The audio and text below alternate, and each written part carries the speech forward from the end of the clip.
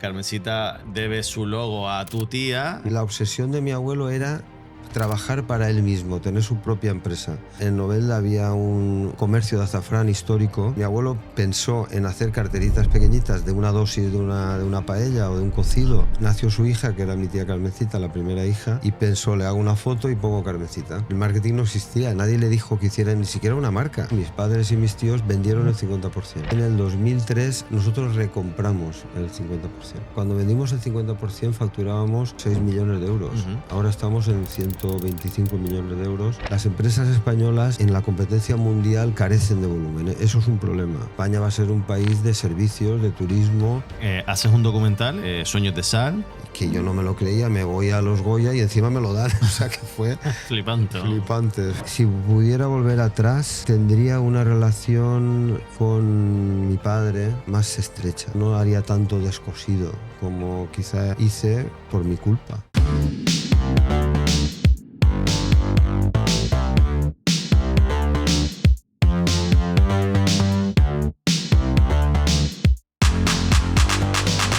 Bienvenidos, nuevo capítulo Lado Oscuro.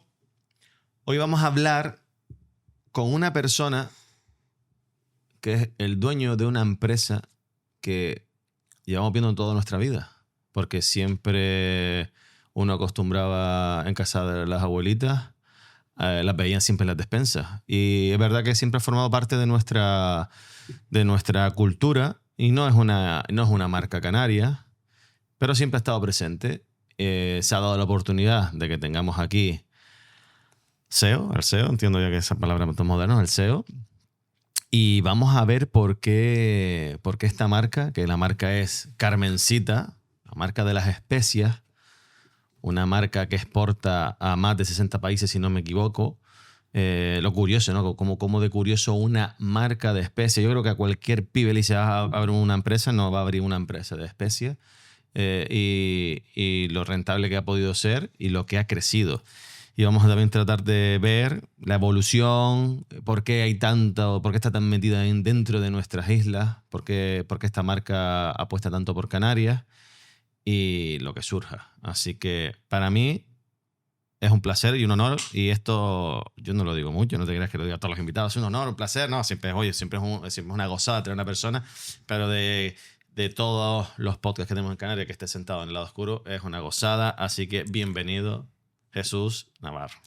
Muchas gracias al lado oscuro, muchas gracias de verdad por la confianza y a ver si decimos cosas interesantes para la gente que nos escucha. Eso es lo importante, creo yo. Sí, señor.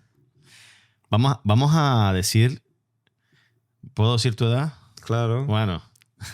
Claro. Si le pongo adivinen la edad, es una persona que tiene 67 años, lo podemos ver lleno de tatuajes, bastante moderno, jovial, y como te decía antes, nos das esperanza a otras generaciones a decir, bueno, parece que la vida es más larga que lo que era antes, y quizás eso también es un tema de que saquemos aquí a relucir, el cómo se afronta la vida, ¿no? A cierta edad, y cómo podemos llegar también con esa imagen que tienes tú, que veo que te cuidas bastante, y bueno, sé que tienes asesor de imagen también, así que por ahí va un poco también los tiros. La procesión va por dentro, ¿eh?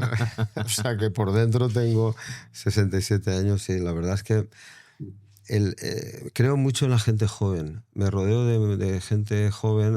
Carmencita somos más de 500 personas y hay gente que está allí 40 años y 45 años, pero hay gente que entra joven y confío mucho, escucho mucho. Yo creo que eso es clave, ¿no? No creerte que por tener años tienes que hablar tú y no escuchar o dar consejos, ¿no?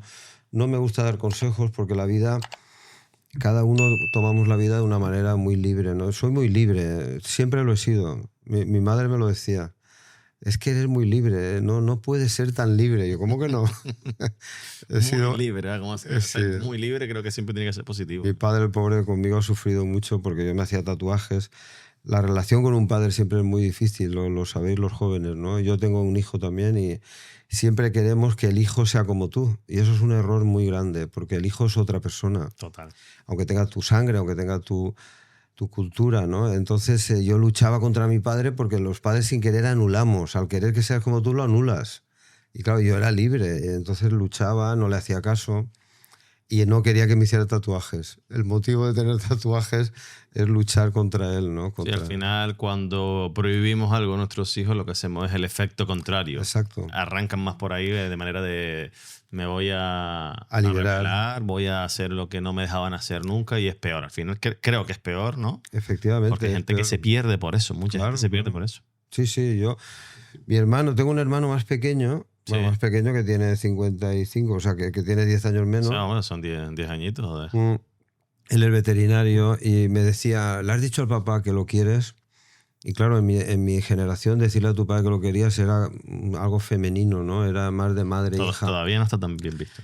Y a mí me costaba mucho, o sea, decir, papá, te quiero, no, todavía me cuesta, fíjate si es duro. Y se lo dije en el hospital, murió a los 2 días, ¿no? Cuando nos abrazamos. Fue muy emotivo, me emociono todavía, de verdad, porque murió en el 2012, yo no le hacía caso, no leía sus escritos que me hacía el pobre, y ahora no hay día que no me levante y me acuerde de él. No hay día que no me levante. Bueno, por lo menos y me acuerdo de él. Lo dijiste a tiempo. Se lo Pero dije. cuesta. Fíjate, yo a mis hijos decirles te quiero es una constante. Es más, mi hijo me dice que me quieres, como que lo vuelvo loco diciéndolo. Pero es verdad que mi madre me lo dice y a mí me cuesta. Mi padre no me lo dice, no porque no, sino porque yo lo entiendo. Digo, coño, me cuesta decirlo a mi madre, que claro, no se lo he dicho en toda la vida y ella no me lo decía a mí. ¿Cómo me cuesta esa barrera tan estúpida? Pero la realidad es que cuesta. Cuesta que se lo digas a tu madre. Ella a mí ya me lo dice. Ella ha superado esa barrera que creo que ella tampoco lo hacía. Pues imagínate. En los años 60, que lo viví yo, en los años era una seriedad, una relación muy seria, ¿no? Muy entre padre e hijo que te hacía... Mi hermano, ya te digo, fue distinto. Y ahora no hay día que... Entonces yo siempre digo, si vas a tu casa, están tus padres, viven todo, tienes la suerte, sí, abrázalo y dile que lo quieres. Rompe esa barrera. Aunque te cueste, abrázalo, porque él lo va a sentir, ¿no? Sí. Y con mi hijo lo siento, ¿no? Que tampoco me lo dice mucho, pero bueno, sí que... Lo sientes. Lo siento, bueno, sí. O lo cojo yo y lo abrazo. Y ven aquí, coño, y le cuesta, pero me lo dice. Qué estupidez, ¿no? Qué barreras nos ponemos los humanos tan estúpidas. Eres un empresario atípico. Creo que si hubiese más libertad y más amor, el mundo sería mucho mejor. Esto es una frase muy fácil de decir, pero realmente confío en que, o creo que eso sería así, ¿no? Si nos dejáramos de tanto ego, tanta estupidez, tanto a ver quién es más chulo, sería mejor. Eres un empresario atípico y yo creo que las luchas sociales que tenemos ahora con respecto a, sobre todo, igualdad de género, que pedimos en las empresas que haya, se trate a la mujer igual que al hombre. Y yo soy de los que digo, el Estado tiene que meter mano ahí, evidentemente, pero cuando un empresario que tiene una empresa privada y tiene cierta edad, no lo vas a cambiar ni de broma. O sea, este cambio que pedimos, que se le dé el mismo valor a la mujer que al hombre, creo que en ciertas empresas se verá cuando los empresarios más típicos de 70 años pues empiecen a fallecer o a dejar su empresa. Y es así, eres un empresario atípico, nada más que hay que verte. Y bueno, nada, esto era algo de lo que yo suelo defender mucho. La mujer ha sufrido muchísimo, en las empresas más todavía, porque son cotos cerrados, como tú dices, son empresas privadas, hay mucho machismo. Yo mismo caigo, sin querer, a veces estás hablando y ¿qué he dicho yo, no? ¿Qué frase tan machista acabo de decir y no me he dado cuenta? Es una verdadera pena, ¿no? Nosotros tenemos un plan de igualdad, fuimos pioneros en la empresa Carmencita y resulta que el 80% de los compañeros de trabajo son mujeres en Carmencita. Y todo viene porque la mujer es más habilidosa con la mano y mi abuelo ya tenía las carteritas de papel de Carmencita, eran de papel hechas a mano. Entonces, históricamente siempre había 200 personas, todas mujeres. Y eso ha evolucionado siguiendo esa norma. Entonces ahora me encanta ver en la empresa con una transportadora carretilla ultramoderna, ver a una mujer o ver mujeres mecánicos que no habían. El día que vi una mujer mecánica, digo, hombre, ya era hora que hubiera una mujer mecánica, ¿no? Entonces, cuidamos mucho, pero claro, basta que lo pienses, que lo tienes que cuidar, ya tienes un problema. Porque lo normal sería ni siquiera pensar Ya, eso. pero bueno, la realidad es la que es. Claro, sí. Y la realidad es que no está tan presente como debiera. Y es normal que lo pensemos a día de hoy. Pero bueno, creo que lo positivo es que yo, al nivel de empresario que soy, que yo me tengo miedo de mi valor, pero evidentemente no me puedo comparar. Yo también de siempre he dicho, bueno, mi mejor forma de echar una mano en este movimiento es que en mis negocios se trata por igual a las personas y también Claro. hay un mayor presencia femenina que masculina, pero bueno, eso simplemente es porque a la hora de cuando los entrevistas pues, te gusta más, no hay un motivo como el que tú decías. La discriminación por ser mujer, por raza, me parece horrible, ¿no? Ahora mismo que hay una inmigración, ¿no? Hay un trasiego de gente en el mundo por la globalización. Yo lo digo siempre, ¿no? Creo que las compuertas se han abierto, afortunadamente. La globalización, la información, los móviles. Tú sabes lo que está pasando ahora en Guinea, en Sudáfrica, de una manera instantánea. Sabemos lo que ha pasado en Gaza, porque es imposible, por mucho que el No lo puedes ejército tapar, claro. quiera tapar. Exacto. Entonces, eso es. Alguna parte negativa está teniendo, pero por otro lado se han abierto las compuertas. Entonces ahora eso no hay quien lo frene. Vivimos un mundo global, somos más de 8.000 millones de personas y claro, empezar a discriminar por raza, por sexo, me parece algo tan anticuado, tan... Lo que pasa es que está en la raíz de la propia humanidad, desde históricamente, ¿no? Entonces yo creo que ha llegado el momento de decir hasta aquí hemos llegado, ¿no? Y a mí en Carmencita afortunadamente hay gente, no sé, Víctor por ejemplo, que es de Ecuador, lleva conmigo 20 años. En el momento veo un esbozo, que lo ha habido, lo ha habido, un esbozo racista en algún departamento que dice, no, Víctor, pero... Y yo, oye, ¿qué pasa? Que a mí me subleva que a Víctor le digan que es ecuatoriano, por ejemplo. Bueno, entonces eso lo cuidamos mucho. Me parece también una estupidez, ¿no? Me parece una estupidez que perdamos el valor o el talento o el empresario que no lo tiene en cuenta es un estúpido. O sea, tú Sí, no puedes tener en cuenta esto porque estás perdiendo un valor, estás perdiendo gente con un talento. Estás haciendo una criba que solo te basas en un cierto sector para contratar.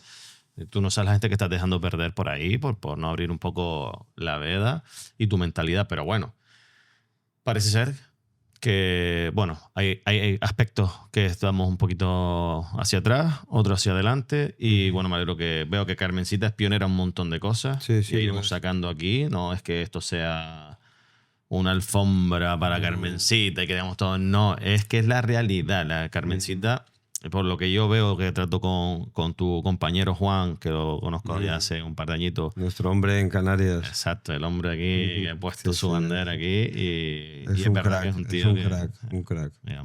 Juan, gracias por traernos aquí a Jesús. Y... Me lleva loco. Estoy aquí 2 días, no me dejan ni dormir. Si yo me pongo a hablar por teléfono con él y nos peleamos al final, porque no tenemos que pelear. Digo, pero a ver, ¿quién escucha menos? ¿Tú o yo? ¿Quién habla más? He sido testigo.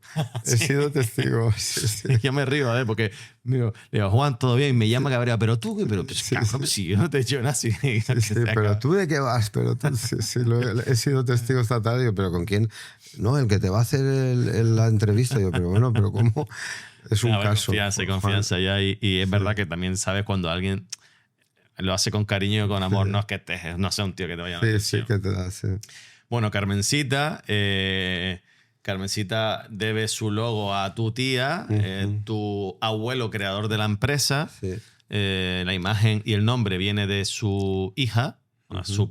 Es algo muy, o no tan común, pero bueno, y me parece tan bonito, ¿no? Que creo que es un poco el santo y seña de esta empresa, ¿no? Familiar. Claro.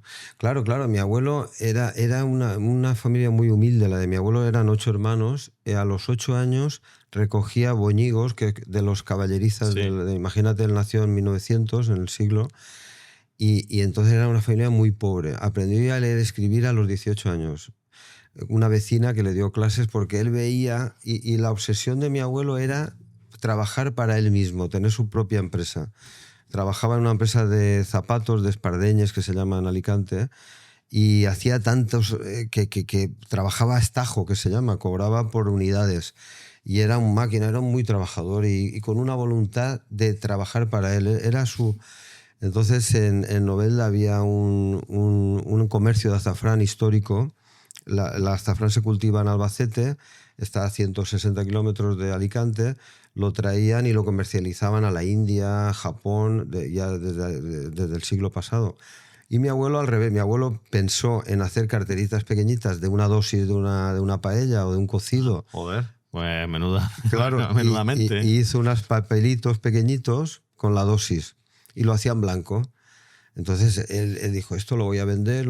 Y nació su hija, que era mi tía Carmencita, la primera hija, y pensó, le hago una foto y pongo Carmencita. Y así empezó. Nadie le dijo, para él el marketing no existía, nadie le dijo que hiciera ni siquiera una marca. Él puso la foto de su hija, le puso Carmencita y luego ya lo registró, pero posteriormente empezó a vender la imagen para que la gente identificara la calidad que ponía. Y esa era su obsesión. Se vino a Canarias, como habéis visto aquí, porque esta lata es de esa época. Esta es mi tía antes del sombrero cordobés, con 8 meses, y la primera lata que hizo fue ni más ni menos Islas Canarias. ¿Por qué? Pues porque él vio que viniendo a una isla que era una especie de coto cerrado, podía desarrollar una marca y protegerla de la competencia. Ajá. Entonces metió Carmencita en Canarias de una manera constante y logró que Carmencita fuera una marca en Canarias, en la primera zona de España. Por eso esta lata es testimonio de lo que estoy diciendo, ¿no? Mi abuelo era Jesús Navarro Jover. Jesús Navarro Jover. Entonces la lata es curioso, ¿no? Le hemos encontrado... ¿A la mía? Sí. Sí, es muy curioso este envase. Entonces ese fue el origen y a mí me preguntan mucho, bueno, ¿y cómo lo hizo tu abuelo? Yo solo preguntaba a él. Ya mayor... Claro, tenía esa curiosidad, ¿no? Como hoy en día me parece difícil crecer un negocio, pues en esa época, y a Canarias, que ya sigue siendo difícil traer cosas a Canarias, me imagino en esa época.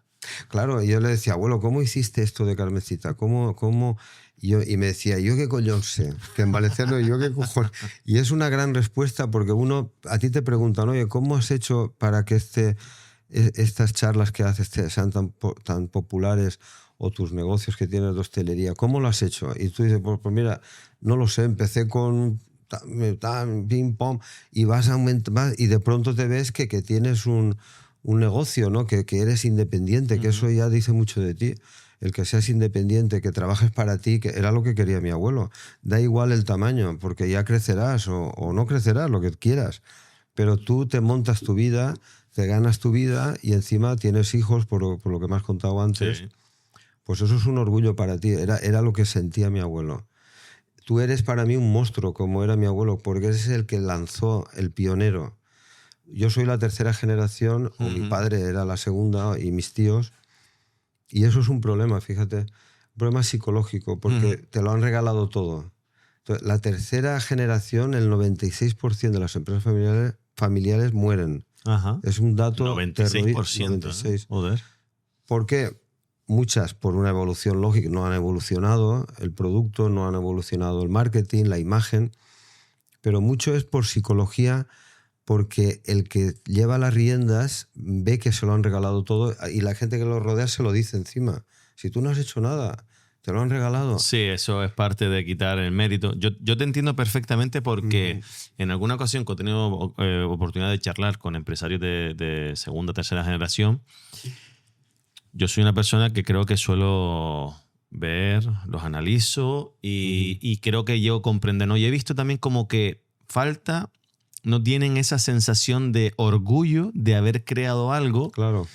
Y va un poco en base a eso. Te lo han regalado, tú no tienes mérito ninguno, que evidentemente mantener la empresa, hacerla evolucionar, o si el hecho de mantenerla, porque la quieres mantener a un cierto nivel, es de mérito, ya tiene que ser un mérito de una persona. Pero sí a veces he visto eso, lo que tú dices, ¿no? Tú no has hecho nada, te lo han dado todo hecho. Te amargas la vida. ¿Y tú has sufrido eso? Lo sufrí en una etapa y lo viví Y quizá lo que vamos a hablar después del Goya es una reacción a eso. Yo tenía que hacer algo por mí. Entonces hicimos una película que luego hablaremos y nos dieron un Goya, ¿no? Pero no tiene nada que ver con lo que estamos hablando. Es verdad que tenía las ganas de hacer algo por mí mismo, ¿no? Pero no es eso. El problema es que efectivamente te lo crees y te ves un inútil. Entonces cualquier cosa que haces, por muy buena que sea para el negocio, te lo han regalado. Y llega un momento que las empresas están dirigidas por humanos. Y el humano, si empieza con problemas de todo, ¿no? De todo tipo, te ves amargado, pues no trabajas, te da por irte de fiesta, y entonces destruyes el negocio por ese impulso humano, psicológico, de que tú no has hecho nada, ¿no? Entonces, nosotros tuvimos la suerte de que la segunda generación, mis padres y mis tíos, vendieron el 50%. Vale. Y mis primos y yo, la tercera generación, estuvimos 12 años con una multinacional, con Eurofoods, que es el número 1 de alimentación. Eso ocurrió en el 89 y en el 2003 nosotros recompramos el 50%. Entonces volvimos a ser mi abuelo. Vale. Tuvimos esa suerte, fíjate. Porque la empresa en ese momento, entiendo que habrá sacado muchas conclusiones positivas, evolucionó. Sí, ¿O no iba por los caminos que ustedes querían? Bueno, fueron 13 años con un socio al 50%, que fue una experiencia muy, muy interesante, muy difícil. Yo siempre digo que te metes un socio al 50%, va a tu dormitorio, abre un cajón y dice, oye, ¿por qué tienes aquí los calzoncillos? Y tú dices, pues es mi habitación, es mi casa. Y te das cuenta que tiene derecho a poner sus calzoncillos también, ¿no? Es un decir, pero se sufre al principio. Luego vimos que eran profesionales, avanzamos, aprendimos mucho.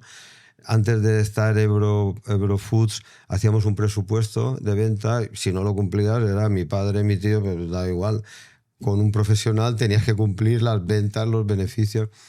Nos impuso un orden, una profesionalidad y estuvimos así. Pero luego vimos la oportunidad de recomprar y aquello fue muy bonito. Yo me acuerdo ver a mi padre llorar cuando llegamos a Alicante. Dice, hemos comprado la parte que vendisteis, ¿no? Que vendimos hace 13 años y fue una emoción. Luego había que pagarlo. Luego viene el problema de que hay que pagar ese 50%. ¿Cuánto la compraron? Pues hombre... No sé si es público el dato, vamos. Bueno, es que hablar de cifras, la verdad es que... pero sí, yo recuerdo... Pues mira, te voy a dar un dato. Nosotros compramos 13 años después por menos de lo que nos pagaron el 50%. Bueno, se le valió la pena. O sea que fue una buena operación. Pues sí. Pero lo bueno fue que nos quitamos esa maldad psicológica, esa mochila psicológica de no ser tú el creador. Nos la quitamos porque volvimos a llevar las riendas. Claro. ¿Y tu padre se sentía mal por haberla vendido? No. Mi padre y mis tíos eran la segunda generación, vivieron intensamente el desarrollo junto con mi abuelo. Entonces no tuvieron esa sensación de que se lo habían regalado, porque era una época distinta, ¿no? Era una época diferente. Los años 50, los años 60 en España, era diferente. Entonces no sufrieron esa... Entonces mi padre, lo que fue una alegría tremenda el ver que teníamos otra vez el 100%. Y a partir del 2003 hemos crecido muchísimo, tanto en imagen, en productos, en gamas, como veremos ahora. Vamos a inaugurar dentro de 6 meses la fábrica más grande de Europa de especias, con una inversión de 40-45 millones de euros, y va a ser la fábrica de especias más moderna de Europa. La inauguramos en Alicante, que invitamos a todos los canarios que quieran ir. Con un placer teneros allí a todos, porque Canarias es el origen de la expansión de Carmencita. Sí, qué importancia tiene Canarias, porque nosotros de aquí, desde el usuario medio, entendemos que Carmencita está por igual en todas las comunidades autónomas. Canarias son 2,5 millones de todas las islas. El consumo es brutal. Sí. Brutal. Siempre decimos que cuanto más al sur, las especias se consumen más, y en el norte el poder de la carne que tienen es tanto que no hace falta ponerle más sabor, ¿no? En el sur hace falta poner más sabor. Es una historia que la tenemos en la cabeza. Es verdad que ocurre eso, Pero Canarias, entre el mojo picón, el anís, el comino, el azafrán, el colorante, hay tantos platos típicos de Canarias que están cada día presentes en la cocina de tu madre, Es muy especial. que las especias es algo... Entonces el consumo es muy superior a otras zonas de España, muy superior. Y ustedes, esto es curiosidad mía, países que trabajan brutalmente las especias, como me imagino que India, Turquía, ¿ahí ustedes tienen mercado o ahí es imposible? Las especias se cultivan en el Ecuador del mundo. Es curioso lo que te voy a decir. ¿Por qué? Porque son especias tropicales. Por ejemplo, en Ceilán, la isla de Ceilán, de Sri Lanka, es espectacular. La nuez moscada sale de manera silvestre en los árboles. La canela, que es la corteza, la canela en ramas es la corteza de ramas de un árbol. Y es impresionante el olor, el aroma que hay en los campos de Kandy, es la ciudad a 2.000 metros en el centro de la isla. Es como la isla de King Kong. A ti que te gustan las películas, esas islas con nubes, con vegetación. Entonces, allí se cultivan las especias. ¿Y has ido a todos esos países a verlo? Por supuesto, y tenemos compradores de especias allí nuestros, de propios de Carmencita. Y no te ha dado, yo sabes que no puedo pensar, no te ha dado por grabar cada claro. país con cada especie, tenemos documental. Claro, tenemos, no un documental entero, tenemos pequeños trozos del origen, ¿no? Le llamamos origen. Bueno. Pero no solo la India, Pakistán, la cuestión de Vietnam, donde compramos la pimienta en Vietnam, el sur de la India, Madrás es una zona del sur de la India donde las especias también... El orégano lo cultivamos en Bolivia, es curioso porque es todo el Ecuador. En Brasil también hay pimienta. Entonces la compra de las especias, que son 60 diferentes, es una barbaridad la cantidad de especias que hay, es compleja, muy compleja. Nosotros lo compramos, lo reunimos en nuestra fábrica de Alicante, en Novelda, y tenemos un stock brutal. Si el día que vayas verás un almacén de unos 20.000 metros con cámaras frigoríficas, donde cada especia necesita unas condiciones especiales. El envasado hermético también es muy importante porque si se va el aroma se pierde todo, ¿no? Las mezclas que hacemos, los sazonadores nuevos. Es un negocio fíjate, es muy complejo, pero a la vez cuando consigues una experiencia de 100 años... yo digo que me gusta hablar de la película King Kong porque me impresionaba de pequeño. Los muros de King Kong, que digo yo. ¿Te acuerdas el muro que al final el King Kong lo sobrepasaba? Pues es un negocio con muros que dificultan que nos invada la competencia, porque para lograr un negocio tan complejo como este necesitas una inversión muy grande que no sería rentable empezar de cero. Tener un stock de 60 especias, tener compradores en todo el mundo. ¿Y ustedes tienen convenios con todos esos vendedores? Compradores. ¿Compradores? Claro, tenemos vendedores, que es Juan, tu amigo de Canarias, es vendedor de Carmencita. No, me refiero pero en Vietnam tenemos compradores. A la materia prima. Sí. Ustedes, me imagino que tienen que garantizar tener la materia prima. Claro. Una empresa que tiene pues una fábrica que va a costar ese dinero, pues tendrá que garantizar años de decir, y no hay temor a perderlo, o compran tanto que saben que ya la amistad con ellos no te lo van a... No, lo que hay es dificultad de compra por la variedad de países, además países en desarrollo la mayoría, y por ejemplo la calidad hemos tenido que enseñar en Vietnam a que pongan en el suelo plásticos para secar la pimienta. ¿Por qué? Porque lo ponían en el suelo en arena y venía la pimienta aquí con arena. Entonces toda esa evolución ha hecho que evolucionemos juntos. Entonces, y ustedes tienen allí, tienen ustedes allí... tenemos un comprador en Vietnam, gente que... Tienen gente de la casa. De la casa, sí. Que garantiza... Además son del país de origen. Son empleados. Sí, son empleados nuestros. Es curioso porque necesitamos esa confianza. Donde ellos visitan continuamente. Bueno, tenemos la plantación de pimienta, hemos comprado 10.000 kilos aquí. Y los traemos. Hemos comprado nuez moscada aquí en esta zona. Porque se va moviendo. Claro, y conocen qué zonas ese año han estado bien en el tema del clima, conocen la cosecha si ha sido abundante o no.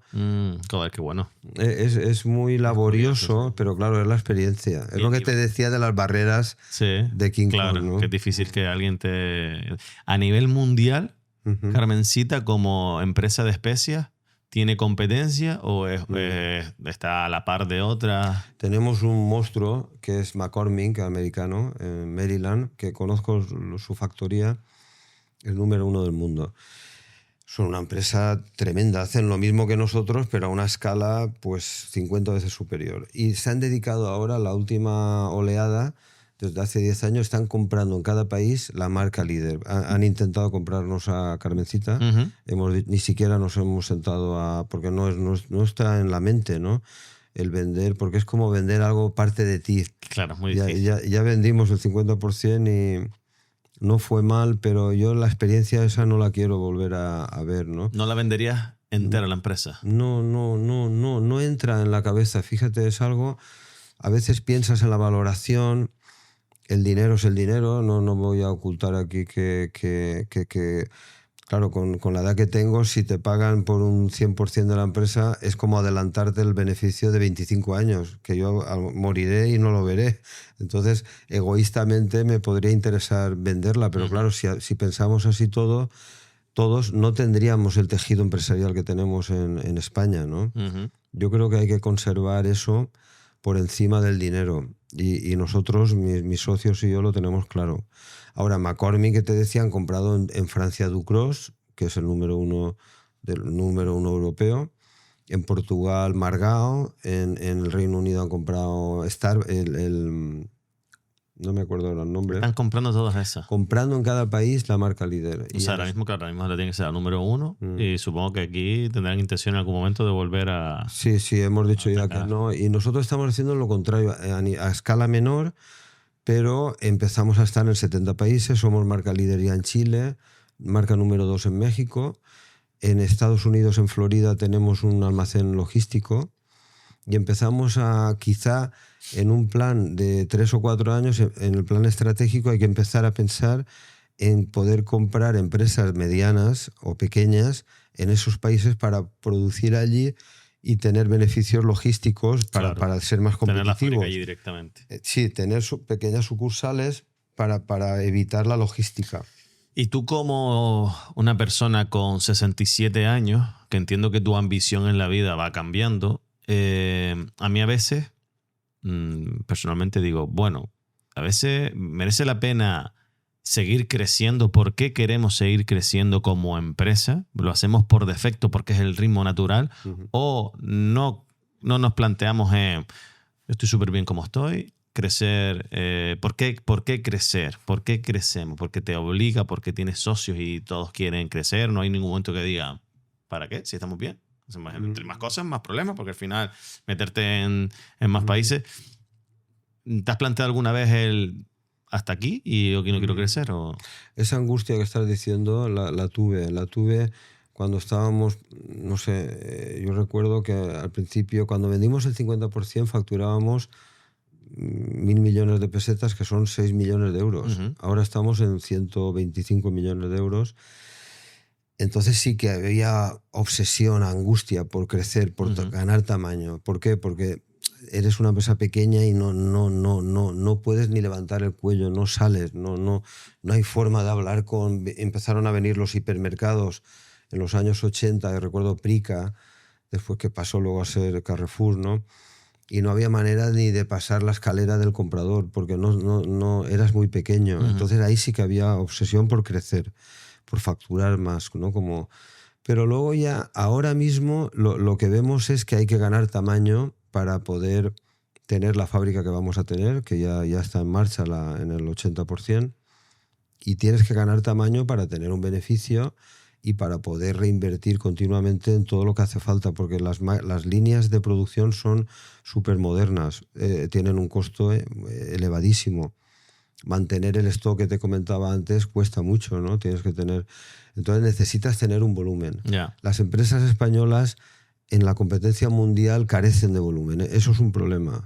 No digamos a nivel industrial, que ahora China está como está. China está arrasando.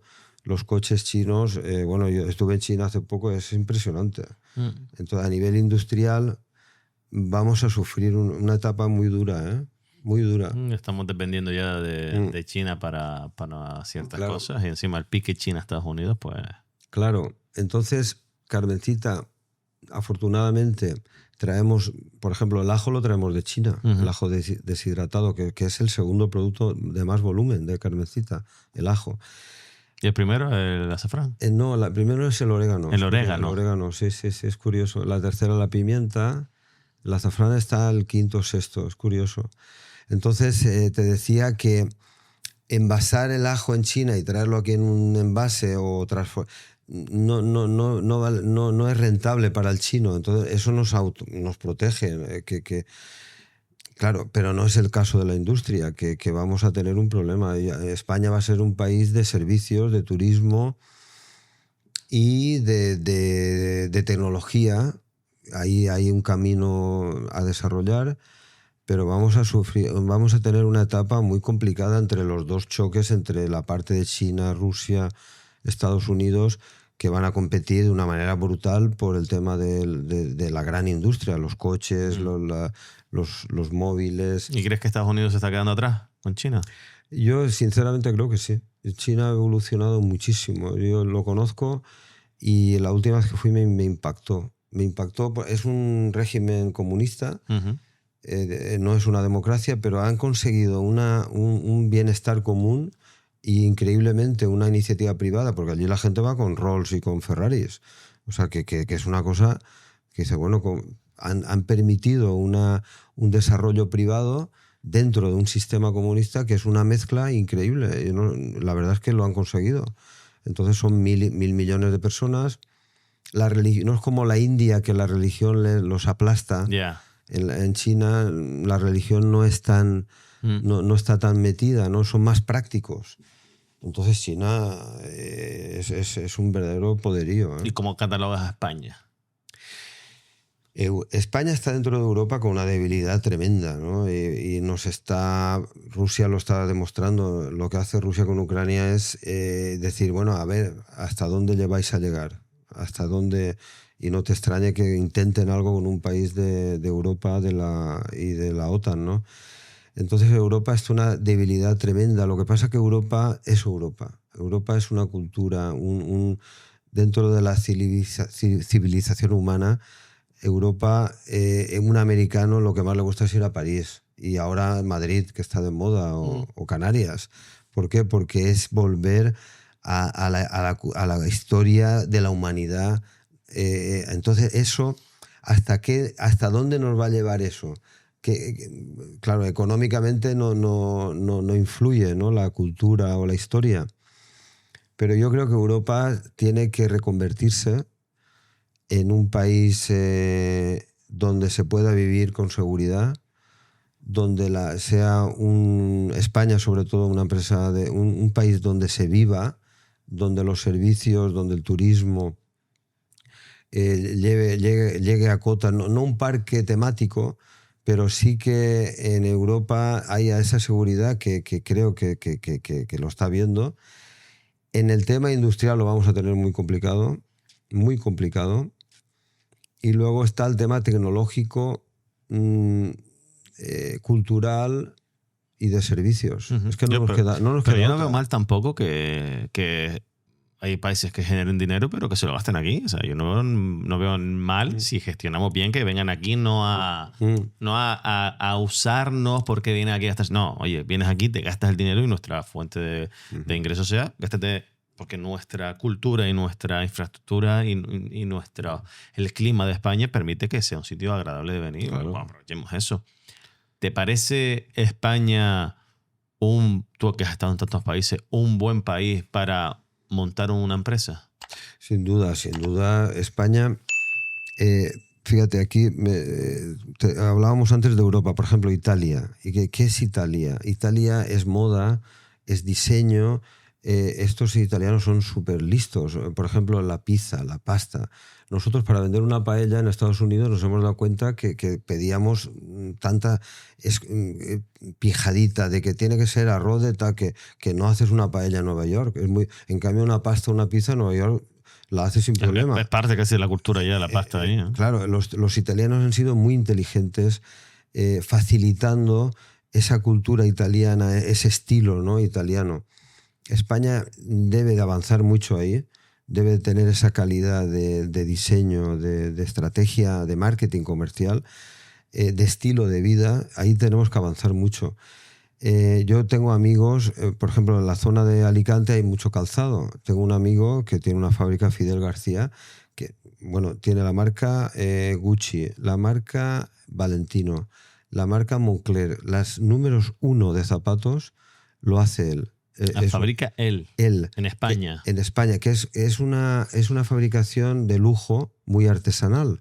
Entonces no necesita la tecnología china, es todo muy artesanal. Y estas empresas de lujo, te lo digo como salida industrial, quieren que ponga Made in España, Made in Europa, no Made in China. Yeah.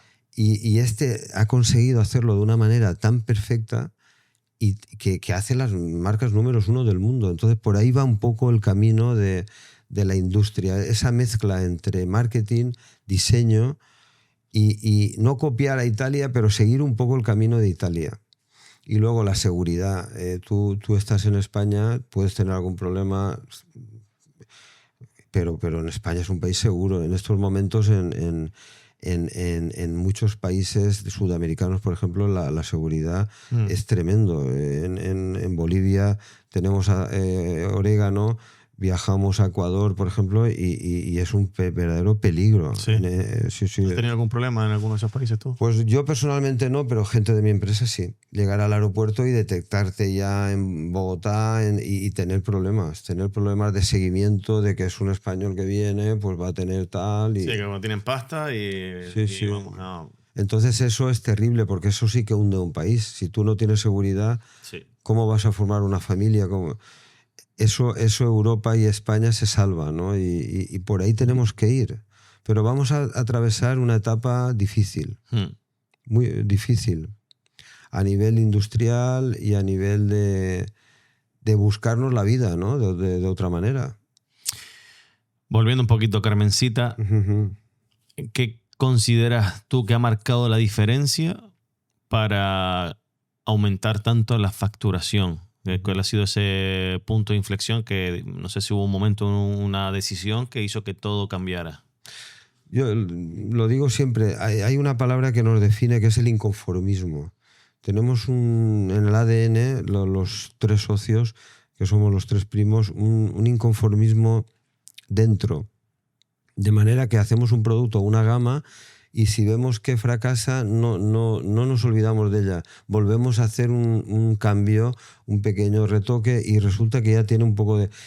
Aunque fracase por segunda vez, volvemos a intentarlo. Y entonces ese inconformismo nos ha ido a ir creciendo en gamas, en productos, en diseño, en modernización de envases.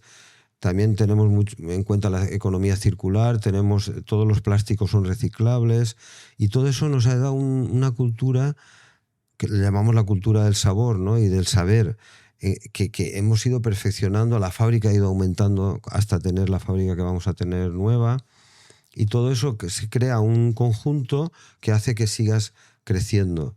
Y sobre todo creemos mucho en nuestro cliente, en el consumidor, en el ama o en el amo de casa que cocina, ¿no? Estamos encima de él. Vemos, por ejemplo, están de moda los air fryer. Pues te he traído aquí algo que es exclusivo, que todavía no lo conoce nadie. Es un ejemplo de lo que estoy diciendo ahora, ¿no?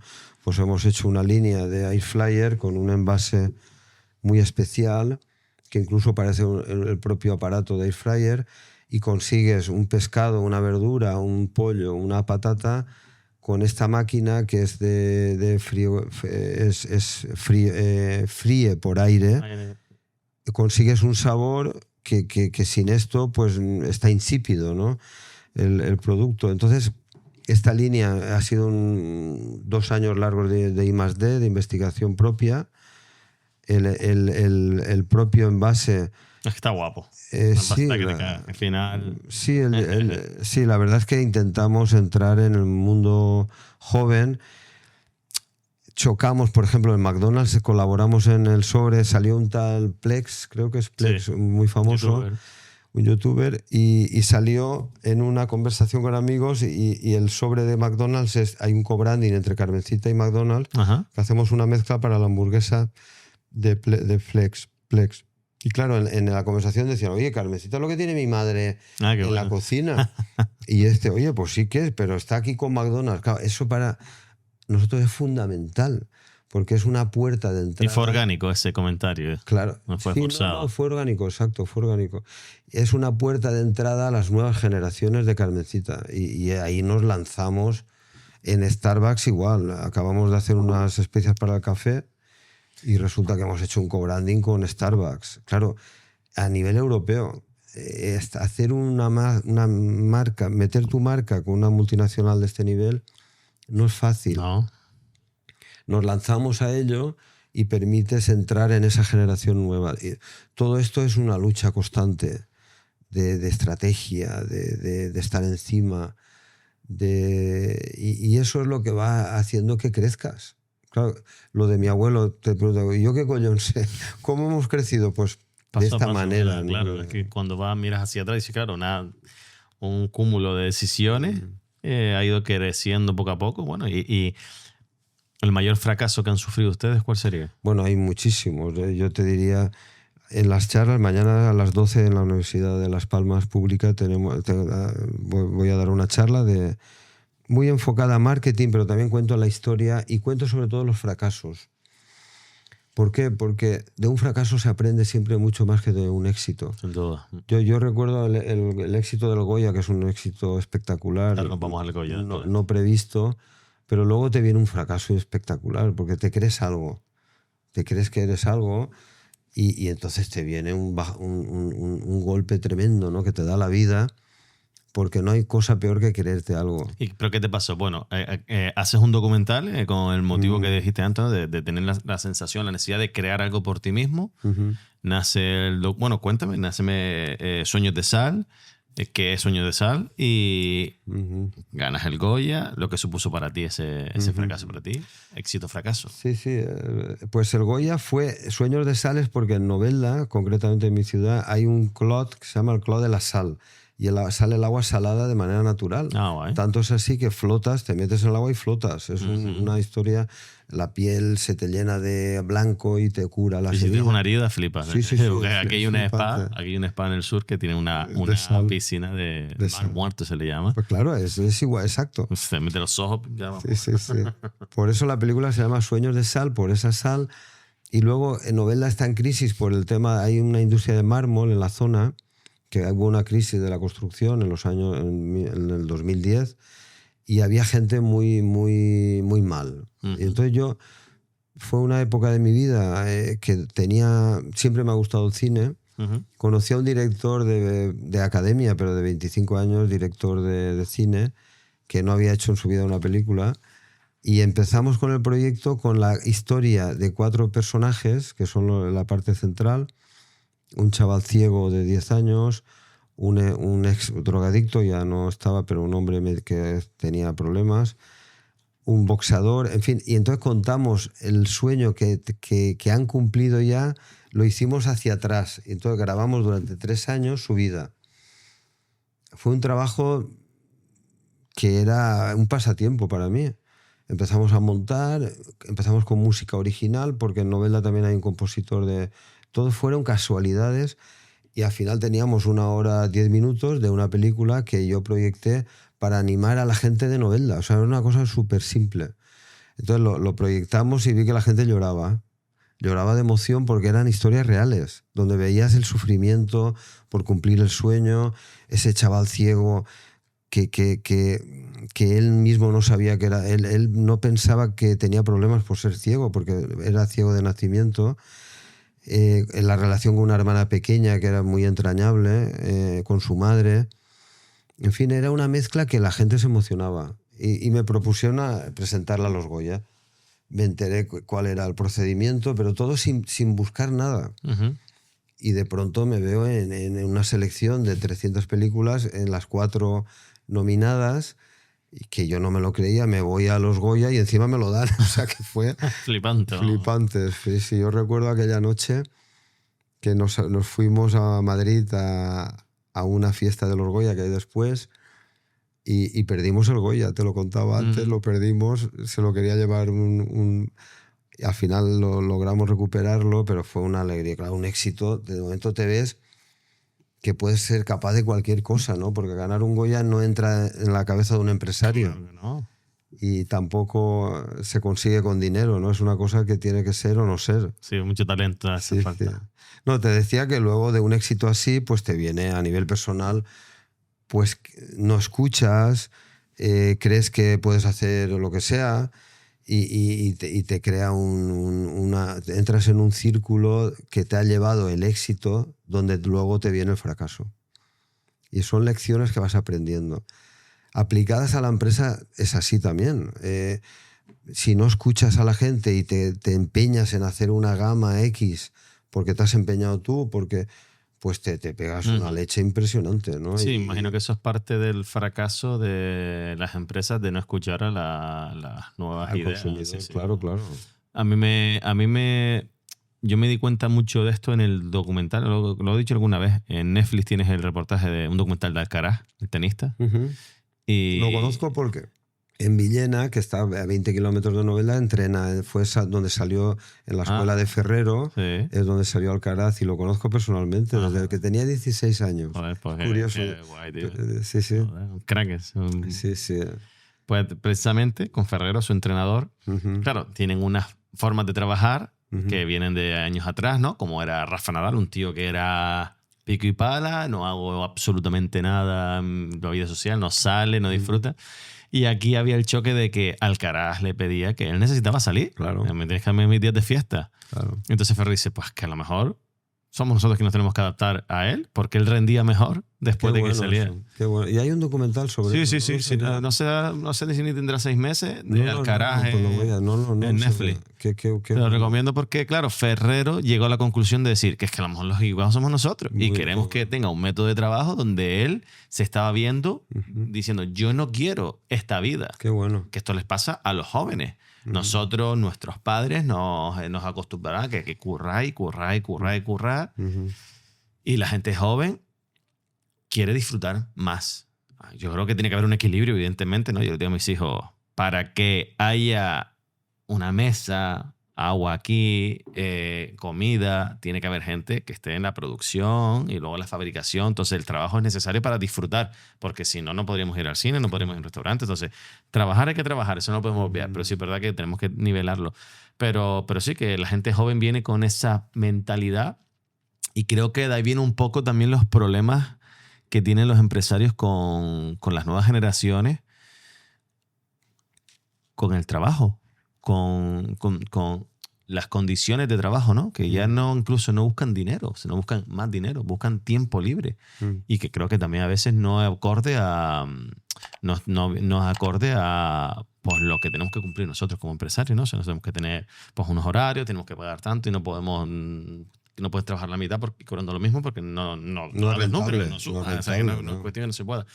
Pero de ahí que quizás viene ese problema. ¿Ustedes en la empresa han notado que la gente joven pues supone un problema a la hora de contratar gente joven o no tienen ese problema?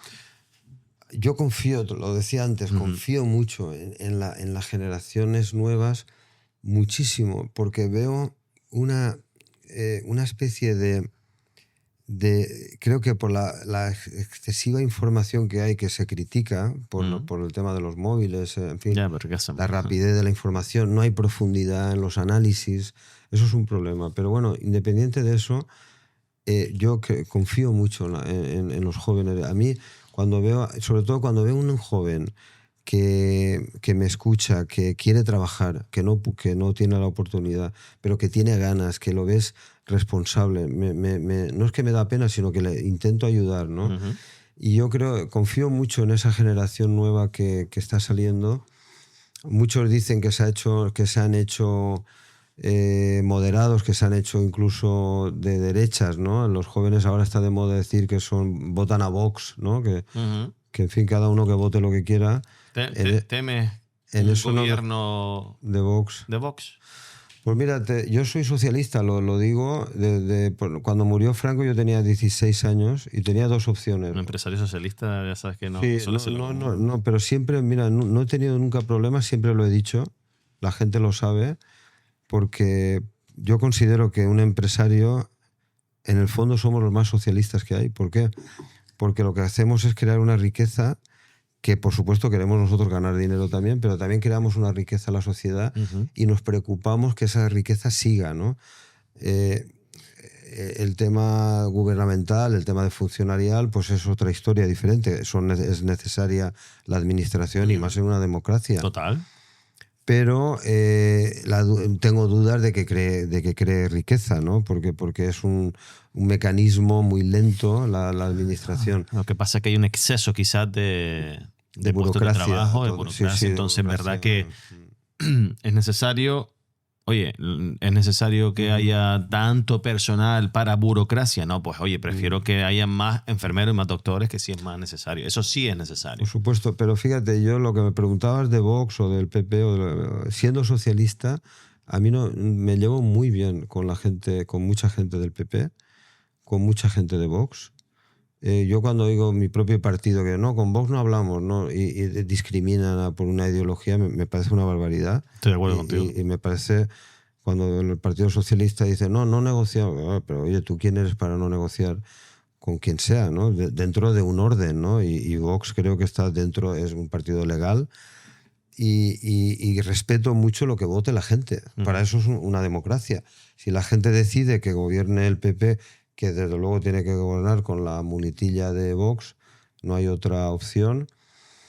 No creo que sea al revés, no creo que el PP sea la muletilla de Vox y que supere Vox al PP, no creo que estamos en esa situación realmente, por mucho que quiera Vox, pero lo que quiera la gente yo lo voy a aceptar, como he aceptado a lo largo de mi vida toda la democracia, todos los gobiernos que ha habido, ¿no?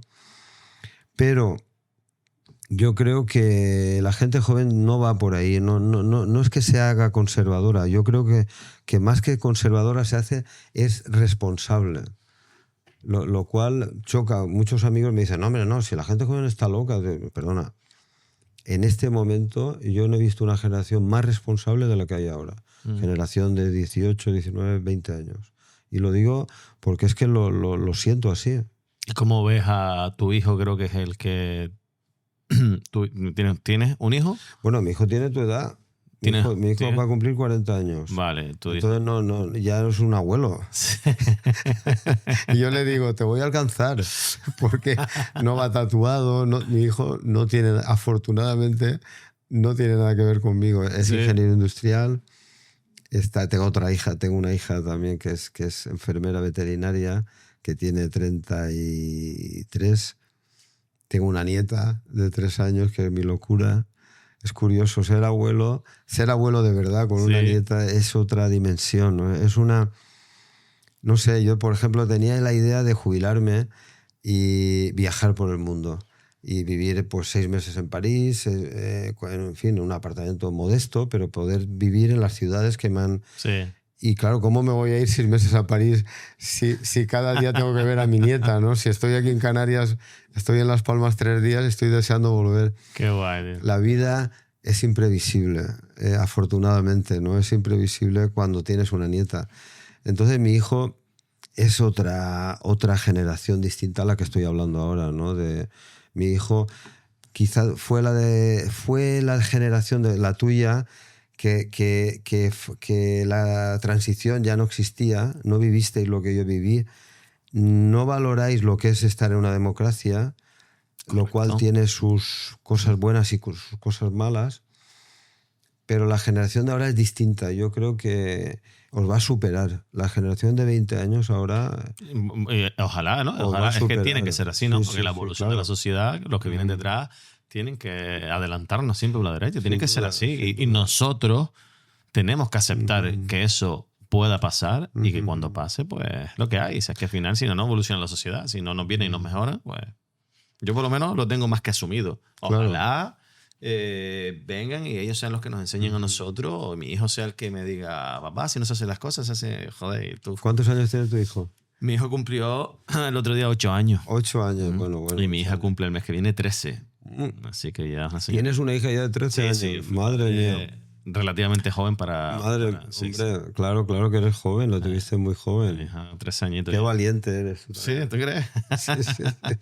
No sé, yo creo que Eso puede ser un tema, ¿no? De conversación. Hombre, tu hija ya te ve. Tu hija, me imagino que te verá en las entrevistas. Bueno, no sé yo. Verá, ¿no? Alguna verá.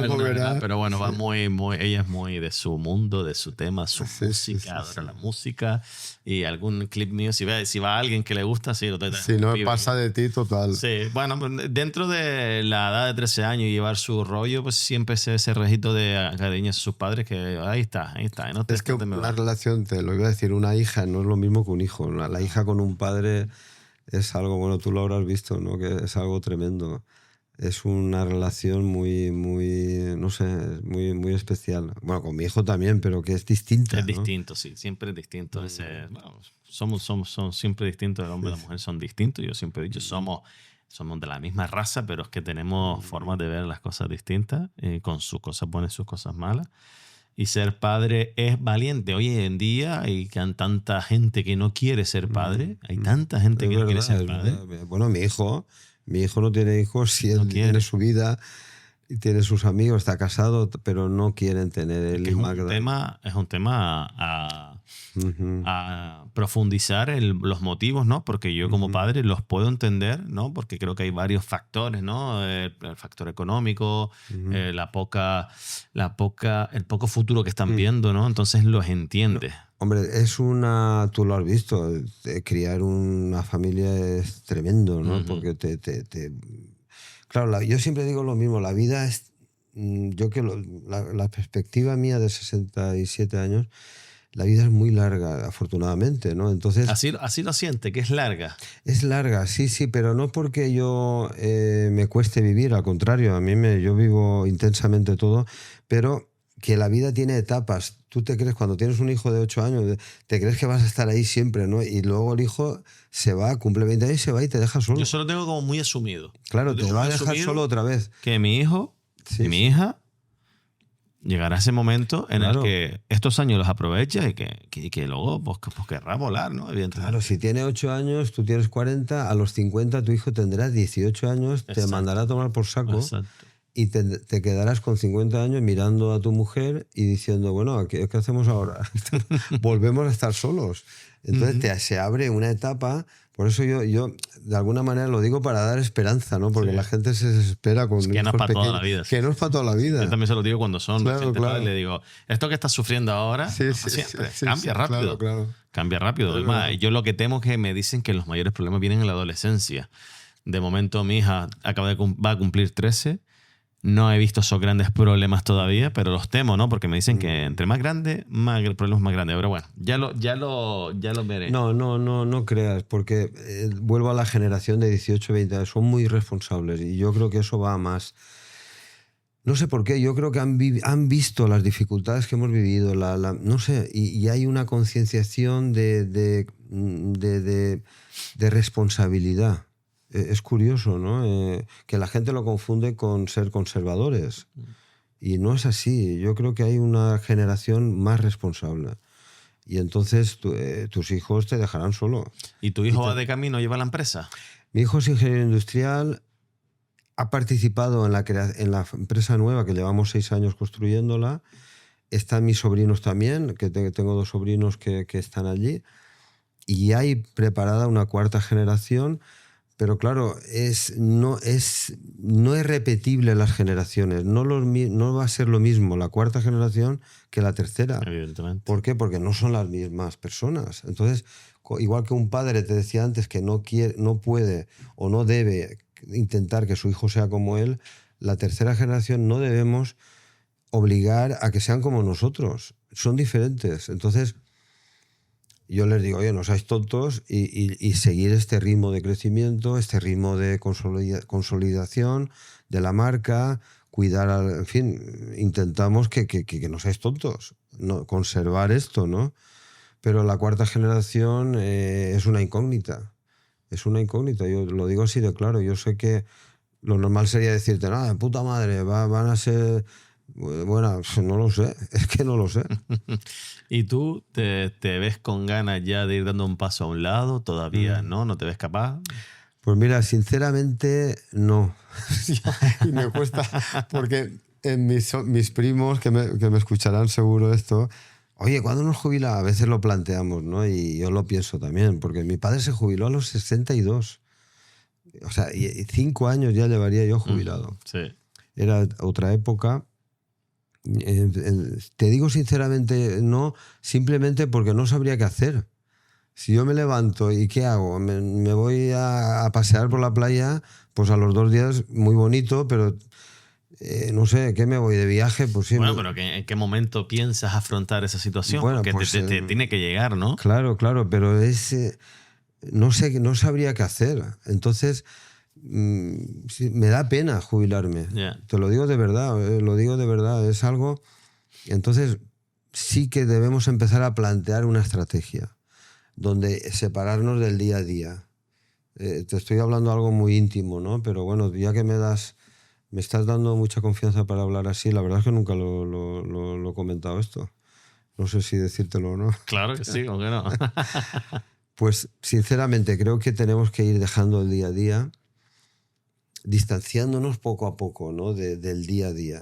Y de alguna manera no vigilar, sino ser conscientes de cómo va avanzando, estar en la estrategia a medio plazo, pero distanciarnos del día a día. Yo creo que poco a poco va llegando el momento, claro. Bueno, yo creo que Y a ver qué hago. No, tú lo que vas a hacer es abuelo. O sea, al final creo que... sí.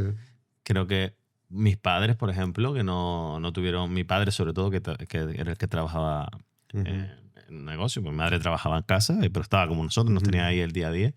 Pero mi padre, que no nos pudo vivir... No nos pudo vivir. Qué frase más- claro. No nos pudo vivir. De 7 días de la semana trabajan Claro, 5, 12, 13, 14 horas. No me digas. Mi padre trabaja en el Corte Inglés. En el Corte Mi Inglés, padre bueno, era sí. jefe de una zona del Corte Inglés y eso era, pues, Sí, vivir para un Para el negocio. Corte Inglés, Total. sí. Tiene 2 días libres, el cual está reventado. Yo lo veía, yo no sé cómo aguanta esta Trabajan gente. sábado, domingo. Trabajan y cómo aguantan tantas horas Sí, de sí, pie. sí. Que bueno, que al final luego yo me veo en jornadas de 15 horas durante semanas y al final no te das cuenta que estás repitiendo lo mismo.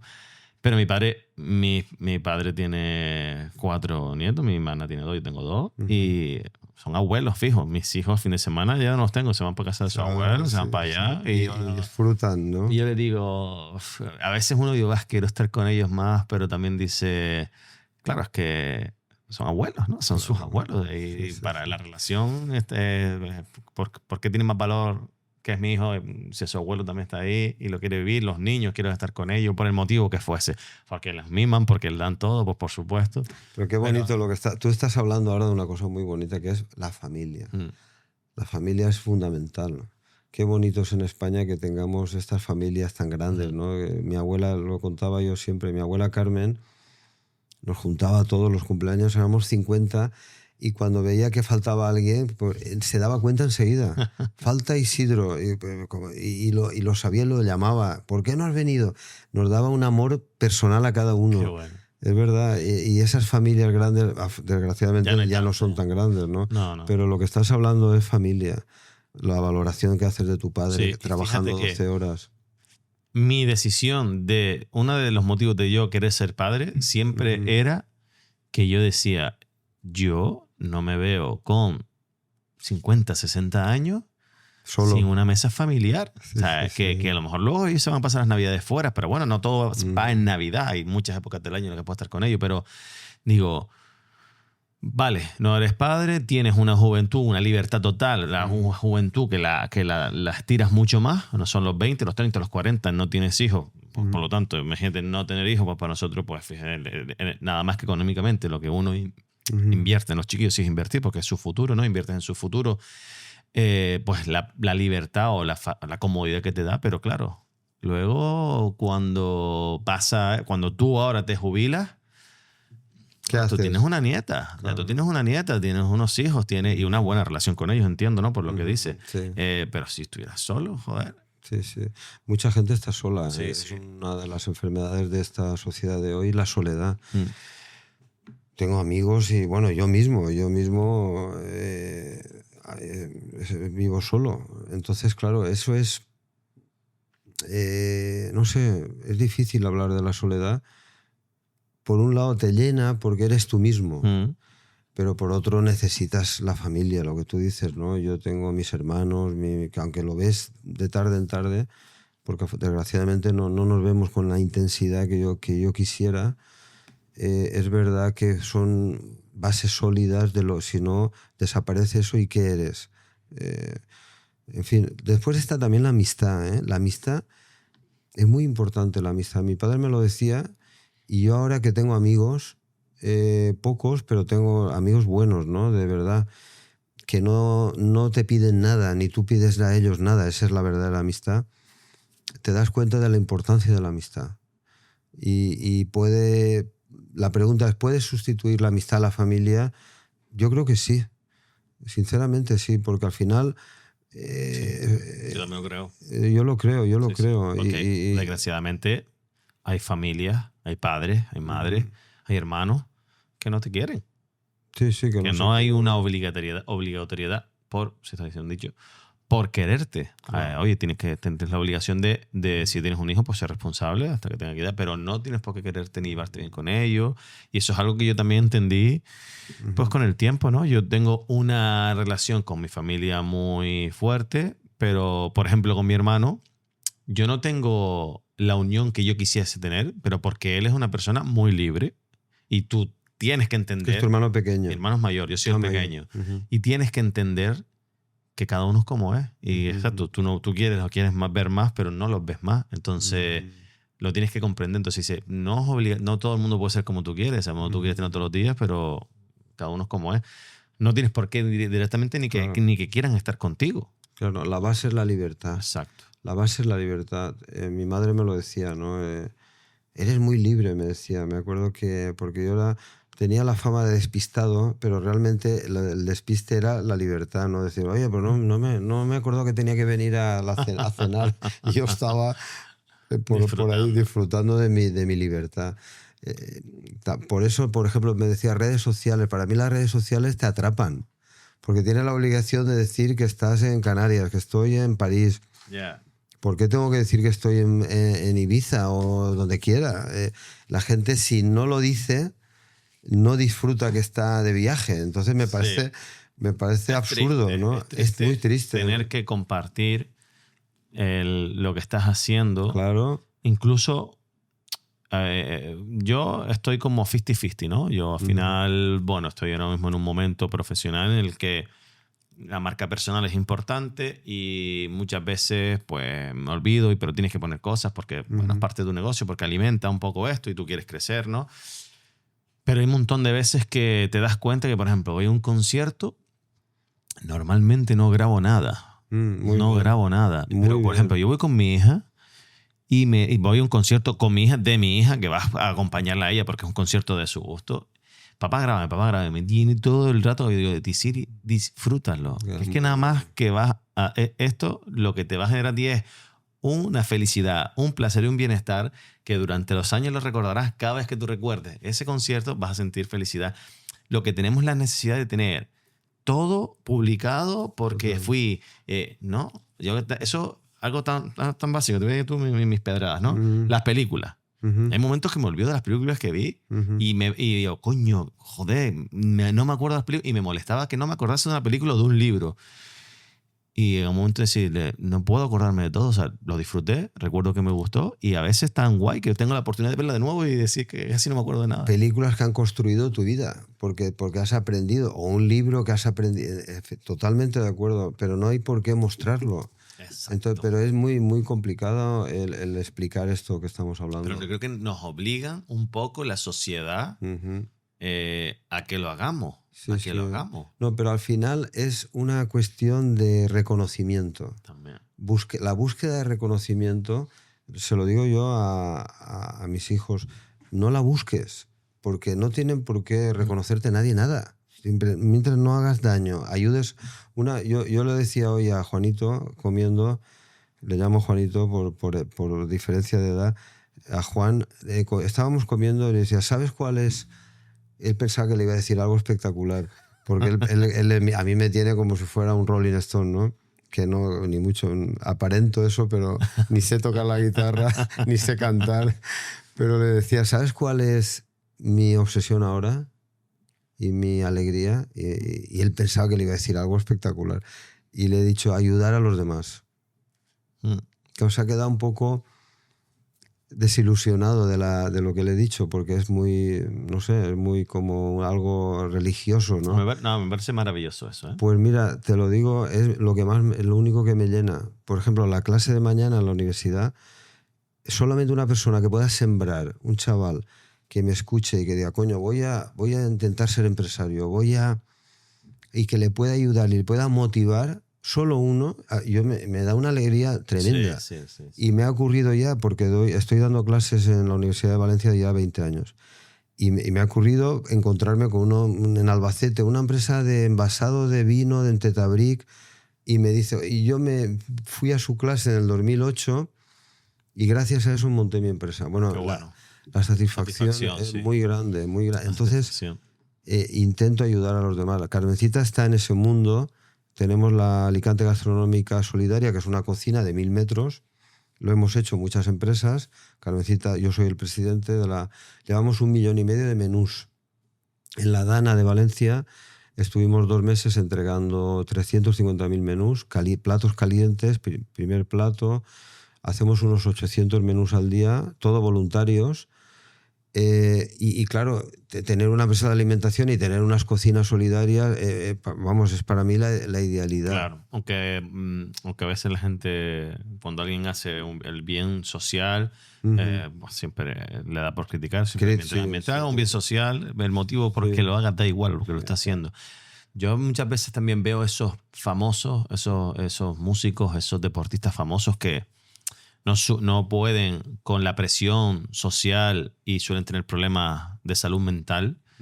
Y porque yo lo he pensado siempre, ¿no? Yo siempre he dicho, yo no me veo no teniendo objetivos en la vida. O sea, sería una putada tener todo cumplido. Acabas de decir una realidad.